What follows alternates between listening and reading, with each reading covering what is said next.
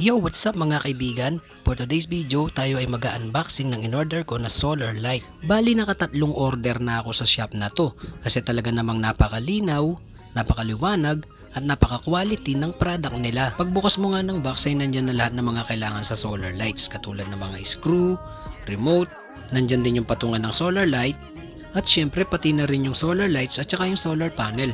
Kita nyo naman secure na secure, di ba? Napakadali lang din pala nitong gamitin. Iko-connect mo lang yung ilaw sa may solar light at pwede mo na agad itong i-testing.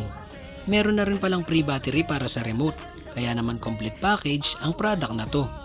O diba napakaliwanag, kaya naman sulit na sulit at hindi ka magsisisi kapag nag-order ka dito. 500 watts nga pala itong in-order ko at nabili ko lamang ito sa halagang 533 pesos. Ayan na, nasa sala na yung solar light at nasa bubong na din yung solar LED panel. Susubukan natin ngayon kung talagang kaya niyang ilawan ng buong sala kapag walang kuryente. Subukan natin patayin yung ilaw pagkatapos isindi natin yung solar light panel. O diba napakaliwanag? Ngayon, subukan naman natin buksan yung ilaw at ipagkumpara kung sino ang mas maliwanag. O diba mas maliwanag pa din yung solar light natin? Kaya kung ako sa'yo, mag-order ka na kasi siguradong kakailanganin mo to. Click the yellow basket below para maka-avail.